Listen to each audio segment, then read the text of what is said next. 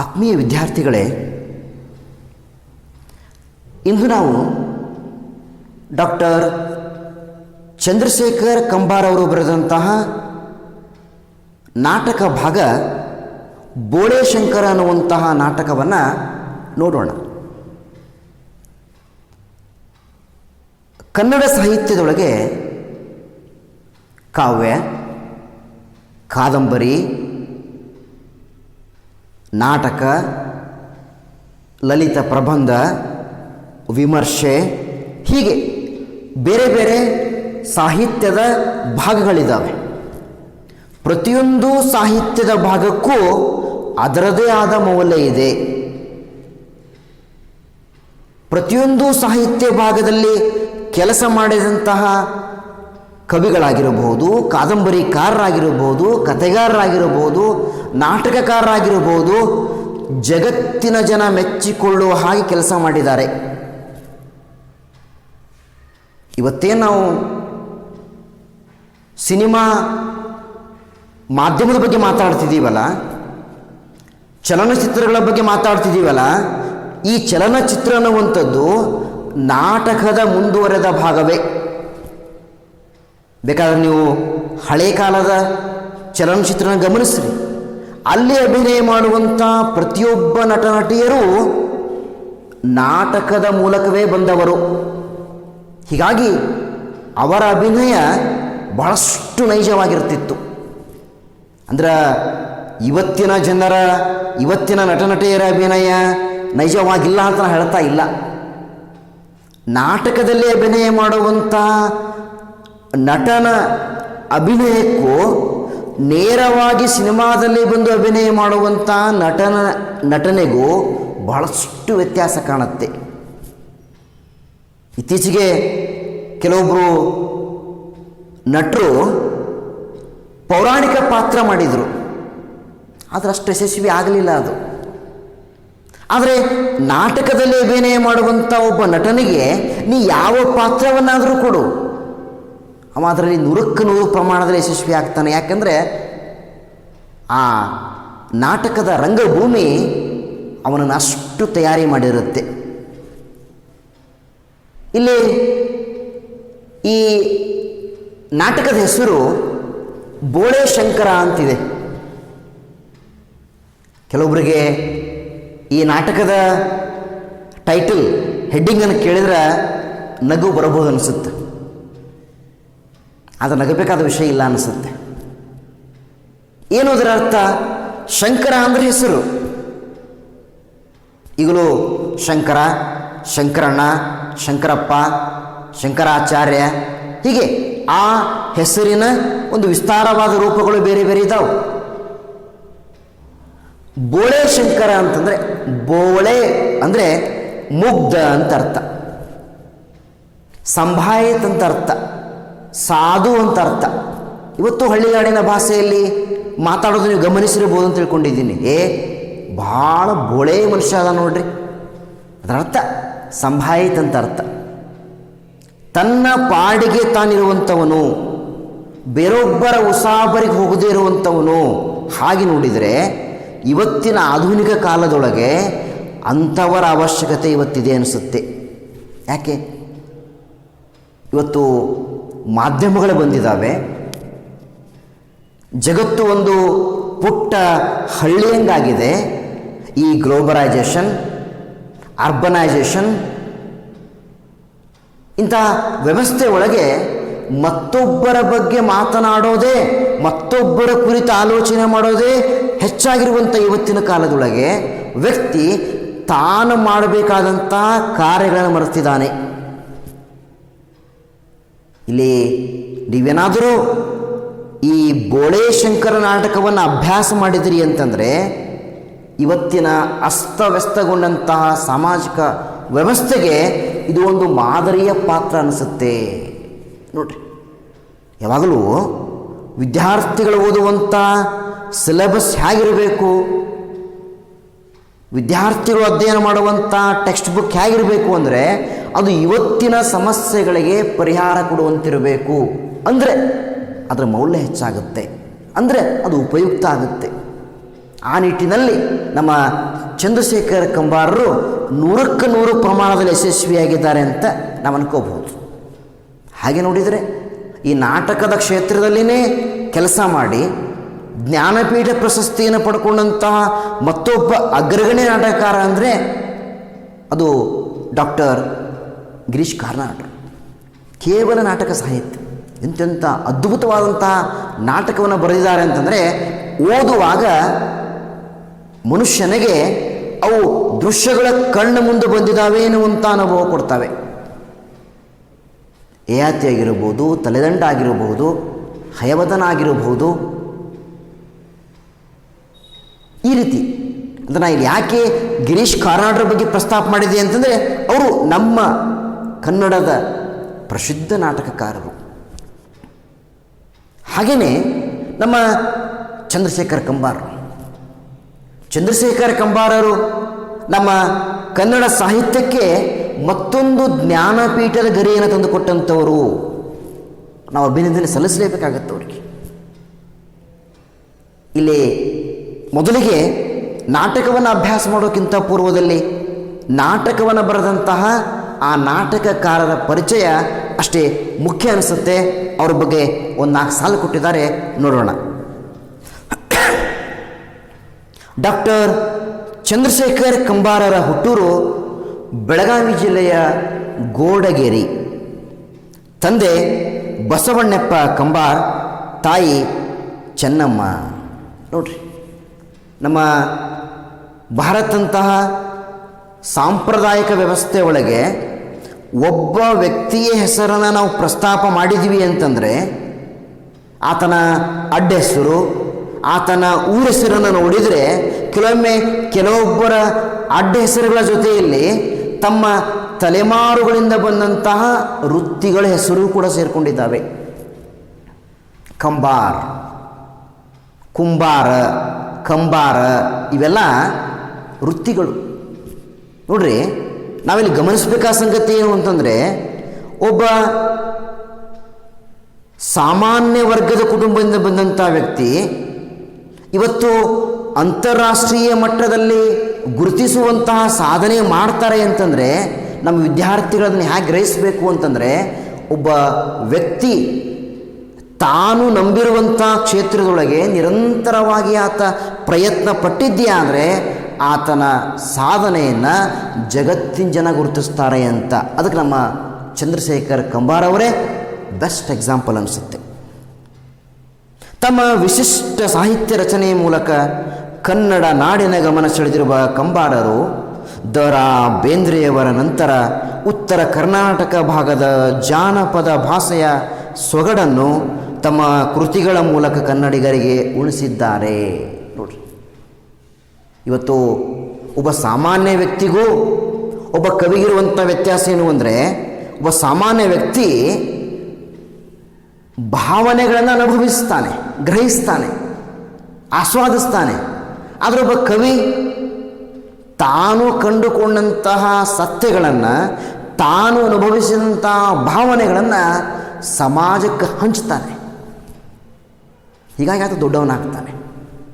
ಯಾವುದೋ ಒಂದು ಸುಂದರವಾದಂಥ ಒಂದು ತೋಟವನ್ನು ನೋಡ್ತೀವಿ,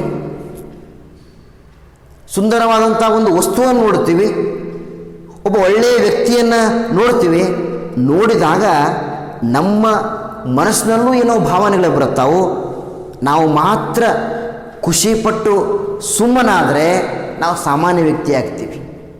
ನಮಗನಿಸಿದಂಥ ವಿಶೇಷ ಭಾವನೆಗಳನ್ನು ಅಕ್ಷರಗಳ ಮೂಲಕ ದಾಖಲಿಸಿ ಅಲ್ಲಿರುವ ಸರಿತಪ್ಪುಗಳನ್ನು ಬದಲಾಯಿಸಿ ಅದನ್ನು ಮುದ್ರಿಸಿ ಸಮಾಜಕ್ಕೆ ಹಂಚಿದರೆ ನಾವೊಬ್ಬ ಸಾಹಿತಿ ಆಗ್ತೀವಿ.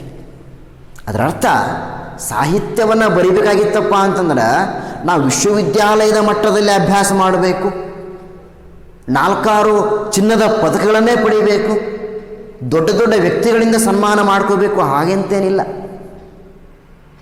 ನಿನ್ನ ಹತ್ರ ನಿನಗಲಿಸಿರುವಂಥ ಭಾವನೆಗಳನ್ನು ಯಥಾವತ್ತಾಗಿ ದಾಖಲಿಸುವಂಥ ಸಾಮರ್ಥ್ಯ ಇತ್ತಪ್ಪ ಅಂದ್ರೆ ನೀವೊಬ್ಬ ಕವಿ ಆಗ್ತಿದ್ದಿ, ನೀವೊಬ್ಬ ಲೇಖಕ ಆಗ್ತಿದ್ದಿ, ನೀವೊಬ್ಬ ವಿಮರ್ಶಕ ಆಗ್ತಿದ್ದಿ, ನೀವೊಬ್ಬ ನಾಟಕಕಾರನಾಗ್ತಿದ್ದಿ.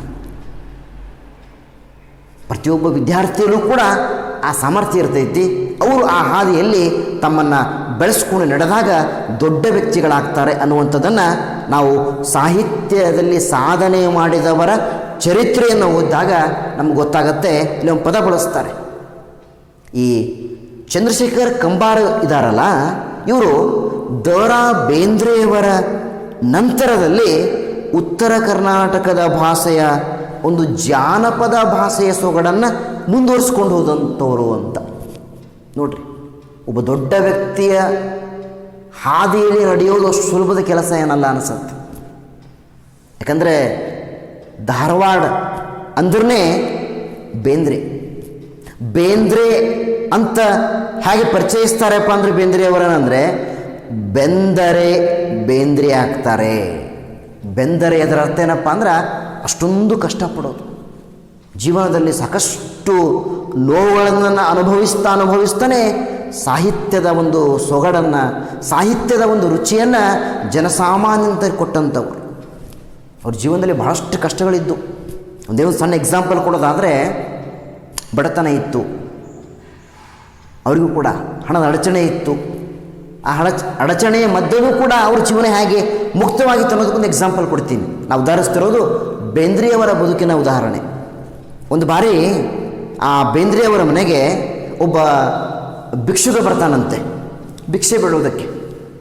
ಆ ಭಿಕ್ಷುಕ ತಾನೊಬ್ಬರೇ ಬಂದಿರಂಗಿಲ್ಲ, ಜೊತೆಯಲ್ಲಿ ತನ್ನ ಒಂದು ಪುಟ್ಟ ಮಗನನ್ನು ಕರ್ಕೊಂಡು ಬಂದಿರ್ತಾನಂತೆ. ಬೇಂದ್ರೆಯವ್ರ ಮನೆಗೆ ಬಂದಾಗ ಅವರು ನೋಡ್ತಾರಂತೆ, ಕೇಳ್ತಾರಂತೆ, ಅಲ್ಲಪ್ಪ ನೀವೊಬ್ಬ ಭಿಕ್ಷೆ ಬೇಡ್ತಾ ಇದ್ದಿ, ಆ ಬಾಲಕನಿಗೆ ಯಾಕೆ ನೀನು ವೃತ್ತಿ ಕಲಿಸ್ತಾ ಇದ್ದಿ? ಇವತ್ತು ಕಾಲ ಬದಲಾಗಿದೆ. ಇವತ್ತು ಅವನಿಗೆ ಅಭ್ಯಾಸ ಮಾಡಿಸು, ಓದಿಸು, ಶಿಕ್ಷಣ ಕಲಿಸು, ದೊಡ್ಡ ವ್ಯಕ್ತಿಯನ್ನು ಮಾಡಬಹುದಲ್ಲ ನೀಯನ್ನು ಅಂತ ತಿಳ್ಕೊಂಡು ಸಲಹೆ ಕೊಟ್ಟು ಆ ಭಿಕ್ಷುಕನ ಜೊತೆಯಲ್ಲಿ ಬಂದಂತಹ ಭಿಕ್ಷುಕನ ಮಗನಿಗೆ ಶಾಲೆ ಸೇರಿಕೊಳ್ಳುವ ಹಾಗೆ ಬುದ್ಧಿವಾದ ಹೇಳ್ತಾರಂತೆ. ಬೇಂದ್ರೆಯವರ ಮಾತನ್ನು ಕೇಳಿದಂಥ ಆ ಭಿಕ್ಷುಕನ ಮನಸ್ಸು ಪರಿವರ್ತನೆಯಾಗಿ ತನ್ನ ಮಗನನ್ನು ಸ್ಕೂಲಿಗೆ ಸೇರಿಸ್ತಾರಂತೆ. ಆದರೆ ಎಷ್ಟೋ ದಿನಗಳ ನಂತರ ಆ ಭಿಕ್ಷುಕ ಬೇಂದ್ರೆಯವರ ಮನೆಗೆ ಬಂದು ಹೇಳ್ತಾನಂತೆ, ನನಗೆ ಸ್ವಲ್ಪ ದುಡ್ಡಿನ ಸಹಾಯ ಬೇಕಾಗೈತಿ. ಹಾಗೆ ನೋಡಿದರೆ ಬೇಂದ್ರೆಯವರು ಕೂಡ ಆರ್ಥಿಕವಾಗಿ ಶ್ರೀಮಂತರೇನಲ್ಲ. ಆ ಸಂದರ್ಭದಲ್ಲಿ ಅವರ ಹತ್ರ ದುಡ್ಡು ಇರಲಿಲ್ಲಂತೆ. ಮತ್ತೊಬ್ಬರ ಕಡೆ ಹಣವನ್ನು ಇಸ್ಕೊಂಡು ಆ ಭಿಕ್ಷುಕನಿಗೆ ಹಣದ ಸಹಾಯ ಮಾಡ್ತಾರಂತೆ. ಕಾರಣ ಏನು ಅಂತಂದರೆ ಆ ಬಾಲಕನಿಗೆ ಹುಷಾರಿರೋದಿಲ್ಲಂತೆ.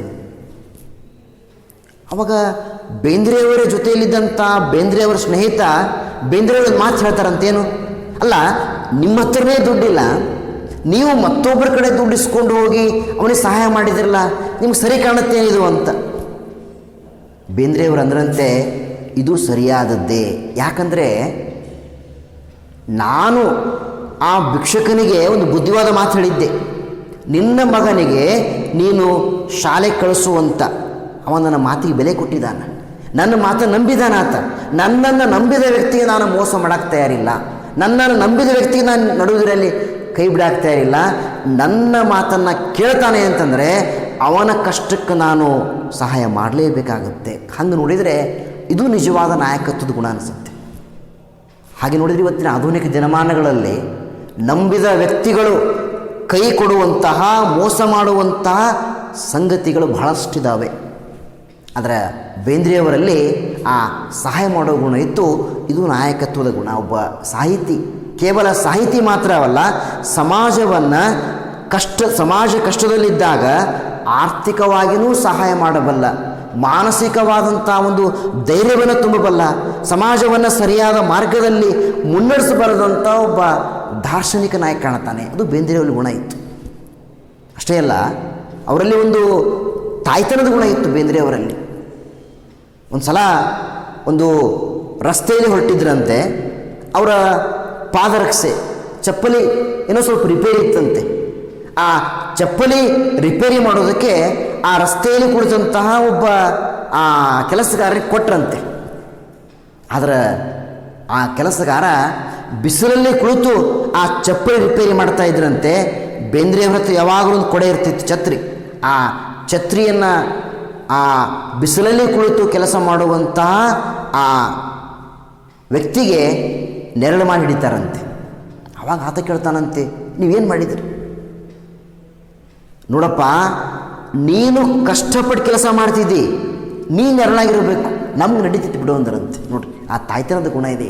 ಅದರರ್ಥ ಕಷ್ಟದಲ್ಲಿದ್ದಂಥವರಿಗೆ ಸಹಾಯ ಮಾಡೋ ಗುಣ, ಮರುಗೋ ಗುಣ ಇದೆಯಲ್ಲ. ಇಷ್ಟೆಲ್ಲ ಯಾಕೆ ಬೇಂದ್ರೆಯವ್ರ ಬಗ್ಗೆ ಮಾತಾಡಿದೀಪ್ಪ ಅಂದರೆ, ಬೇಂದ್ರೆಯವರಿಗೆ ಒಂದು ಹೆಸರಿದೆ, ಶಬ್ದಗಾರುಡಿಗ.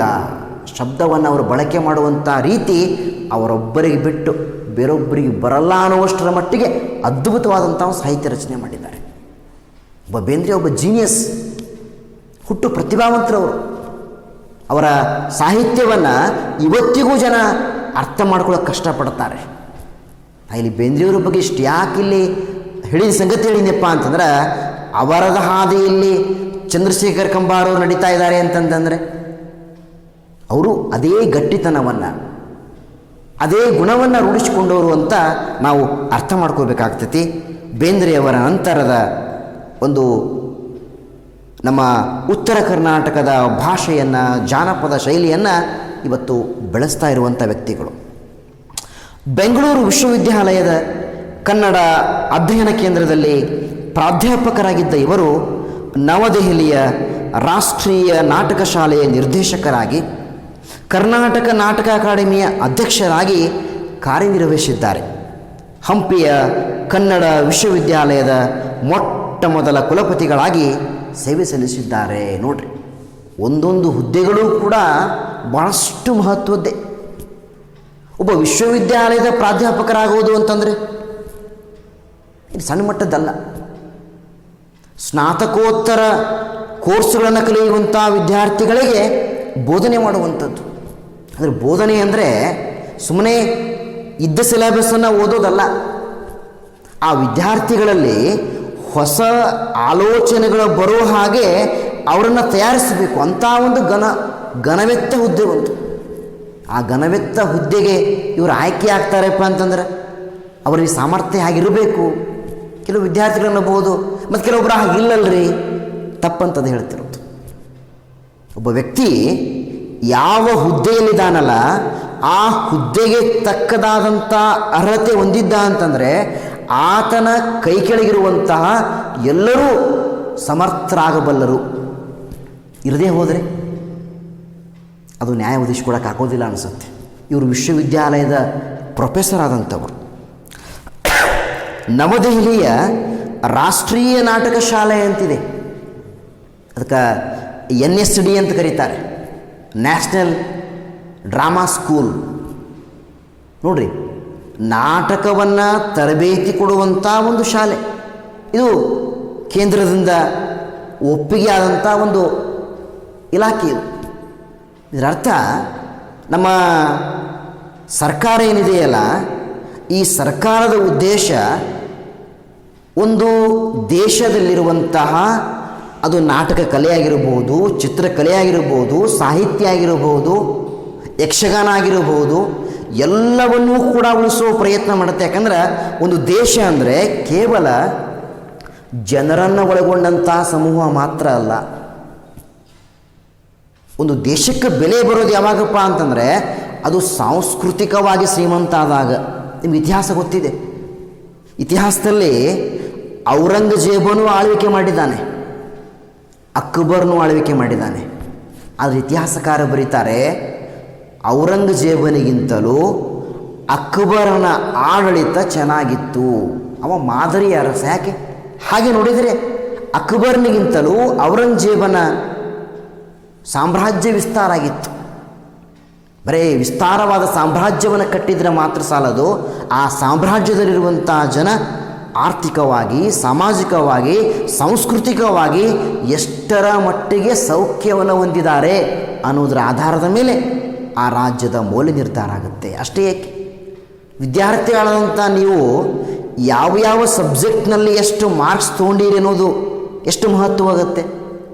ಒಂದು 5 ಸಬ್ಜೆಕ್ಟ್ನೊಳಗೆ 100ಕ್ಕೆ 99, 98, 97, 96, 90 ಮ್ಯಾಗ ತೊಗೊಂಡು ಒಂದು ಯಾವುದೋ ಸಬ್ಜೆಕ್ಟನ್ನು ನೀವು 30-32 ಮಾರ್ಕ್ಸ್ ತೊಗೊಂಡ್ರಪ್ಪ ಅಂದ್ರೆ ನಾಳೆ ಮಾರ್ಕಾಸ್ ಕಾರ್ಡ್ ಕೊಡು ಅಂದ್ರೆ ಅವರು PU ಬೋರ್ಡ್ದವ್ರು ಅಂತಾರೆ ಮುಂದುವರ್ಸಿ ಕೊಡ್ತೀವಪ್ಪ ಅಂತಾರೆ. ಯಾಕೆ? ಆ ಒಂದು ಸಬ್ಜೆಕ್ಟು ಅಷ್ಟೇ ಮಹತ್ವ ಅಲ್ಲ. ಹಾಗೊಂದು ಸಮಾಜದೊಳಗೆ ಎಲ್ಲ ವಲಯಗಳಿದಾವಲ್ಲ, ಎಲ್ಲ ಜ್ಞಾನ ಕ್ಷೇತ್ರಗಳಿದಾವಲ್ಲ, ಎಲ್ಲವೂ ಸಮೃದ್ಧವಾಗಿ ಬೆಳಿಬೇಕು ಅನ್ನುವಂಥ ಒಂದು ಆಶಯ, ಒಂದು ಗುರಿ ಸಮಾಜದ ಮುಂದಿರ್ತೈತಿ. ಅದರ ದುರಂತ ಏನಪ್ಪ ಅಂತಂದರೆ, ಒಬ್ಬ ಸಮರ್ಥವಾದಂಥ ನಾಯಕ ಇಲ್ಲದೆ ಹೋದರೆ ಅದು ವಿಫಲ ಆಗುತ್ತೆ. ಇಲ್ಲಿ ಕಂಬಾರರ ಬಗ್ಗೆ ನಾವು ಎಷ್ಟು ಮಾತಾಡಿದರೂ ಕಡಿಮೆನೆ.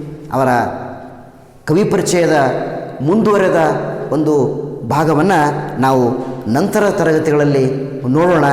ಎಲ್ಲರಿಗೂ ನಮಸ್ಕಾರ.